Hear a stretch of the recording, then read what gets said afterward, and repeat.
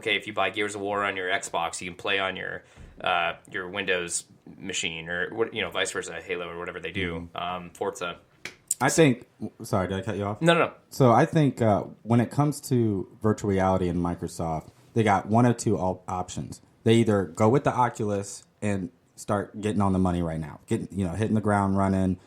Scorpio's teamed up with it. They already perfected it. Not necessarily, doing well with it. They're ahead of the game, and we start going now. Like we can start developing with them, but then you have to share, right? Yep. Or you could say, well, let's design our own, but we're going to be late to the game. And so now you run the risk of people going to PlayStation or going to Oculus or Vive, or is it Hive or Vive? Vive. Vive. They're going to those, and you're now behind the game, and now you have to hope that when you do create something, you can jump to the top. Yep. And then, but if you do, then you're the sole ownership of that, and you're now, like salutes to Microsoft for being the best. So it's like the risky. What do you want to do? Do you want to share and start now, or do you want to wait and try to be the best but potentially fail? Yep. So I think they should start now. I don't think they should wait. And it's already doing so well, and people are starting to warm up to it. I actually went to Micro Center last week, and I played my first one. Oh, nice. What'd you think? It was really good. I think we'll get into it deeper on a podcast. But did you overall? Overall, I liked it. The headset they had was a little broken, so kind of got. I did one of those at East Mall around here at one point too. Yeah. We actually got an email that I want to read here on this show. So it wasn't specifically for the Xbox press conference, but I wanted to read it. It was actually from Matt in Salt Lake City. Emailed us and asked, do you think, and this kind of is a nice segue into the next section what I want to talk about. He asked, do you think we'll see a new Splinter Cell game announced at E3? And I thought, if yes, it would be in the section of, man, that would blow my mind, and I hope so. But I also think it would be in the Xbox conference that they would do that. So he asked, do we think we'd see, and will Michael Ironside return? And I think, if it returns, then yes. Yeah. You got to have Michael Ironside back. That would be mind-blowing. There's also, I think, an opportunity that they might remaster the original, like something like that. That's sort of what they do these days to test the waters, to see if a new sequel is viable. You know what I mean? So maybe, but that'd be amazing. And I think, but here's the thing, though. I mean, is Splinter Cell? I mean, that's cross-platform, right? These days, yeah. So I mean, I think it would be. Does Ubisoft have their own? Yeah. No, they don't do their own. But I think, if Ubisoft had to come out and choose a pony, because originally, it could be an awesome Scorpio launch game. Yeah, that would be amazing. Such a cool game. That would be fucking amazing. I mean, I think they've. I think they need to really go back to its roots when it comes to the multiplayer, because they went away from it. Then they came back and did a little weird thing, and then they came back and kind of did the original.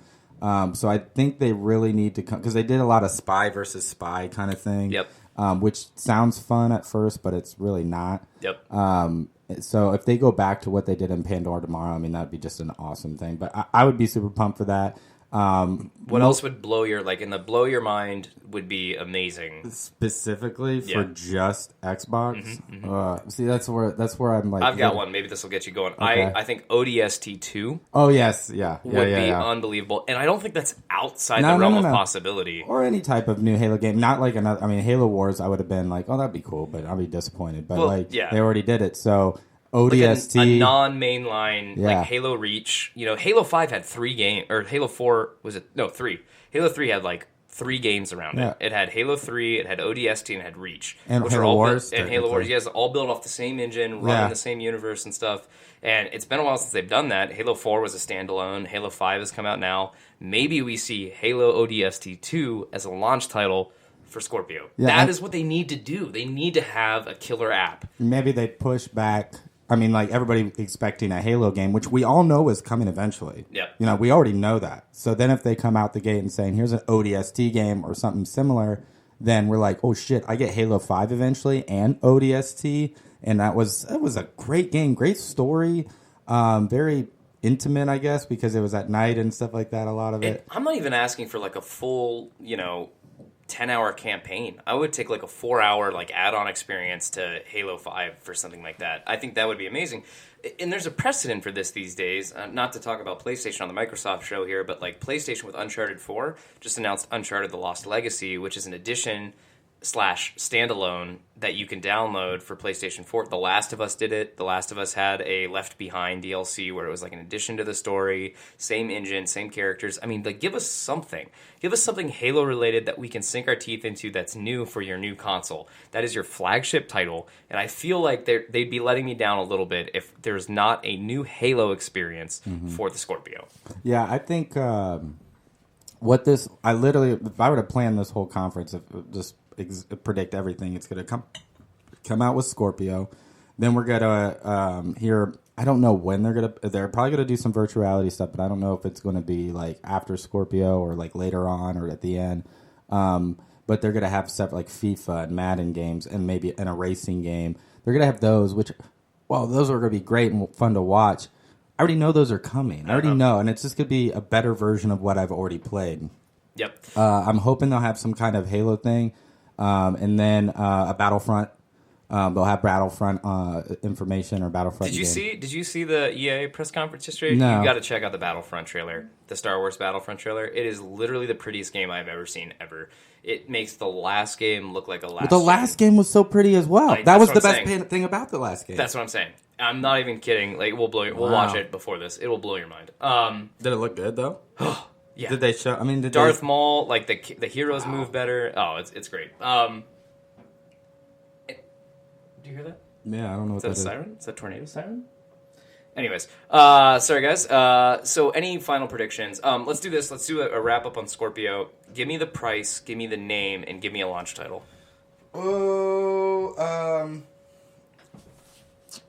So right now the last one was Xbox S. Yeah, 1S. Yep. 1S. Shit. So, dude, they're gonna do. Yeah, I can't steal your Xbox Elite. So I think they're gonna go Xbox the Duke. Ooh, that would be awesome. I think he stole it. Unless they go like a whole freaking new name. I'll let you take Elite. I'll take Scorpio. I'll let you take Elite because I think there's a chance that Scorpio will be the name. So what's the price? I'm gonna say the price is $499.99. I mean, I don't think a launch title. I think there's going to be a racing game, but outside of that, I think it's going to be a couple sports games.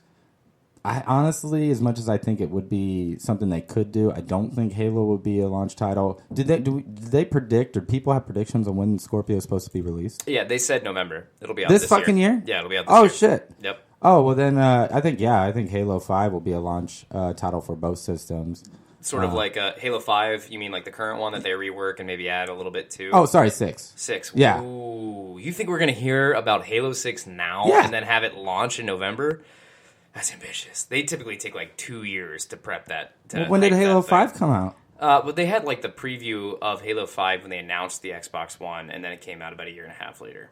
So I don't think we're going to see Halo 6 come out this year, but I'm not ruling out that we'll hear about Halo 6. I felt like Halo 5's been out for a while, but that's because I haven't played it in forever because I don't care for it. We really need to play it, though. Multiplayer. I only played the multiplayer. That's the only thing good about it. Multiplayer's the great. story sucked. It's really bad. Yeah. Sucked butthole.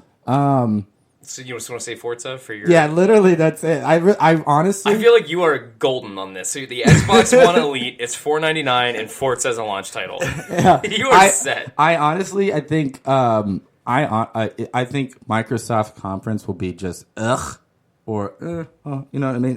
Can you judge that?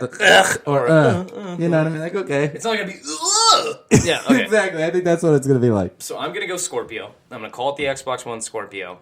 I'm going to say the launch price $499.98. $449.99. That's a good price. And I'm going to say a launch title is Crackdown 3. Oh, fuck, I forgot about that. Guys, that's all we got. The press conference is starting now. Make sure to tune back in after the show. Goodbye.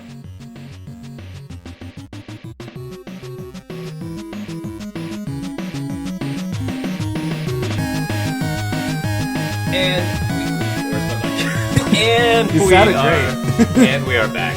Wow. So okay, overall, just like first reactions, Wyatt. Like, how did that compare to your expectations going in the Xbox press conference? So comparatively speaking, pleasantly surprised. Yeah, I totally agree. Was totally thinking this was going to be mediocre at best. Yep. But I think they did not only did they had strong content, but I also think that they presented it well. They just got to the shit. They're just like, dude, we're not going to talk that much. Didn't spend too much time on the console. They showed the console. It's beautiful. They said, this is what it can do. Now let's show you how it can do it. And had great games, start to finish. They came out, one of my first notes that I have here, just on the console itself, that thing is small as shit. That is unbelievable how small they made that console. It's smaller than the Xbox One S. We haven't seen it yet. We've got on the background here on our TV the YouTube live at E3. And I just heard that Jeff Keighley said that they're going to bring out Phil Spencer to do an unboxing of the Xbox One X. So we'll actually be able to see how small it is. Because they didn't actually show it on stage. No, they normally have it like on a podium or something. It like rises up with like smoke around it and stuff. Yeah, they didn't actually do that. It could even be an empty. It doesn't even have to have the mechanics in it. They could have just had the plastic out there. I'll be interested to see what the physical piece looks like, but it's less about that these days. Like there's no like PlayStation 3s anymore, like Xbox 360s where they make like really like big like bold sweepy statements on their console designs. It's more of like, hey, this is going to fit well into your cabinet. Now here's what it does. It's very much so because you're like.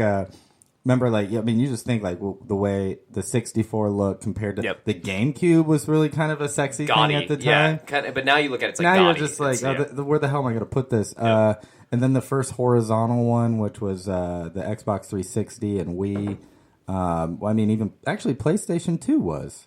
Yep. PlayStation 2, you could go horizontal. So now it's just kind of, it looks like a sexy, like, when I get my PC case, I want it to look like that, only a lot bigger. Yep. But it just looks really good. The things that I just thought were fantastic about it, and like I said, they were really quick on it, which was beautiful. That the chip is so unique and powerful, and the management system, they just invented it. They literally invented it and named it after the engineer that did it. It is so powerful and unique that it's the first console in the world to have a liquid cooling system. Yeah. I mean, how cool is that? I mean. That is just so fantastic. No, I don't know anything about PCs, but I know enough to know that a liquid cooling system is like the high end of the high end. Yeah. Now, how much would you spend on a liquid cooling system for a PC? Recently it's actually you can get them pretty cheap. I mean, you can get them for a few $100. And then you can get really, really nice ones for like, $800. But you can get them pretty cheap. My roommate's got one. I got friends at work that have them. They're not that bad anymore. They used to be like you're spending $1,000 just on the cooling system, and you'd have to replace the coolant. Now we're talking about it. It's in a system that the whole thing and you don't have to touch it. Is $499. Yeah. I think they nailed the price. I think we were both sort of on the same page about what we think they needed to launch that price at. $499, $500. That's a great price. $600 would have killed them, and I think they would have lost money like crazy had it been less expensive. I think they were really did a solid introspective on where they were as a business, how they needed to catch up to PlayStation, what they needed to show today to catch up to PlayStation. I, as an Xbox fan, feel like hope. I feel hope again for the system. Like I feel like one of the first things they said after they announced the Xbox One X, which is the title, by the way, it's tough because it almost sounds like you're saying S, but X. Yeah. And they're very similar sounding names. One X. But the lineup of games that they showed today. Now, I think we were talking about this on our pre-show last week, and every media outlet that I've heard that have been talking about how Xbox needs to dominate the show this year has been all saying games. They need to come out, they need to show games, they need to show exclusives. It can't all be about playing in 4K. It has to at least be about why you should choose the Xbox over the PlayStation. And I think they did a fucking great job of that today. The first thing they said was, we're going to show you 42 games today on stage, and 22 exclusives.